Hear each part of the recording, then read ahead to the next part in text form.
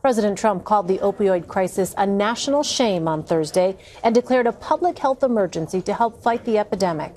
Opioids take the lives of 140 Americans every day and have been responsible for more than 500,000 deaths since 2000. The White House says it's a problem the United States will overcome, but some critics say this announcement doesn't come with the funds needed to fight the deadly epidemic. Here's Major Garrett. We owe it to our children and to our country to do everything in our power to address this national shame and this human tragedy. President Trump stopped short of declaring the opioid crisis a national emergency, opting instead for a public health emergency declaration. It will streamline some access to addiction treatment, but provides few new resources. Financing comes from the Public Health Emergency Fund, which has a balance of just over $56,000. The federal government estimates the crisis costs $75 billion annually.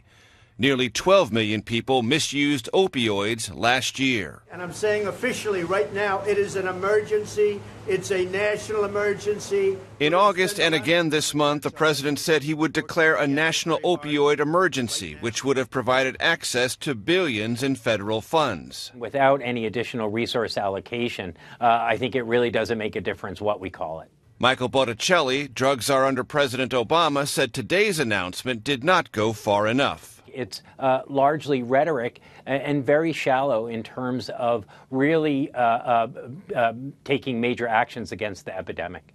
In his speech, Mr. Trump talked about addiction in personal terms. He cited his brother Fred, who died at 43 of alcoholism. And he would tell me, don't drink, don't drink. He was substantially older, and I listened to him. Shifting the way that our society thinks about this disease. Gary Mendel's son Brian committed suicide after years of struggling with addiction. What he spoke about today is a great first step in reducing the shame and stigma that goes along with this disease. But I want to emphasize first step. It's not one speech or one remark. The president also lacks key leaders on the opioid front. He is yet to name new nominees as Health and Human Services Secretary, drug czar, or administrator of the Drug Enforcement Agency. Elaine? Well, Major, how might unfilled positions affect the White House's efforts to combat the opioid crisis? Well, look, if you don't have a Secretary of Health and Human Services, that's the agency in which most of the action will take place under a public health emergency. The Labor Department has some activity, but it's really Health and Human Services. We don't have a secretary. It's hard to put forward what the president's trying to achieve. Also, the Drug Enforcement Agency and drug czar, those are agencies that, with rhetoric and movement within the White House, can press this agenda forward. Now, let's not get carried away about the drug czar position. In his budget submitted to Congress, the president slashed the budget for the Office of Drug Policy Control to almost nothing. So even if he does name a drug czar and that drug czar is confirmed, that person, if the president gets his way, will have almost no budget to work with. So it's not everything that is required. Presidents can set things in motion clearly by their rhetoric and by their intensity, but it also helps to have administrators at the top of the various bureaucracies to push that forward when the president is necessarily focused elsewhere. And Major, do we know why did it take so long for the president to officially declare an emergency after saying that he would? Well, the president talked about this a lot during the campaign, and there was some expectation very soon after he took office this is what was going to happen, or some variety of declaring this a national emergency. And the administration really took a long time to gather itself, organize itself, and also realize some of the difficulties involved with wrestling with this issue. For example, the big priority was repealing and replacing the Affordable Care Act. Well, that, in the eyes of many advocates on this issue and those closest to it, say if you're going to reduce future allocations for Medicaid, you are taking away federal dollars from the very kind of drug treatment that you need to address this crisis. And when repeal and replace of Obamacare fell apart in the Senate, what went with it? $45 billion that the administration had endorsed to deal with the opioid crisis. So those legislative setbacks also held the administration back from really deciding what to do and how far to go on this issue. And then the last question was, is this going to be a national emergency or a public health emergency? And landing on a public health emergency was more or less a half step in confronting the opioid crisis, because it provides far less money than going in the direction of a national emergency would have. Yeah, and do we know why? Did the White House indicate why things didn't go farther or further, rather, and that declaration of a national emergency?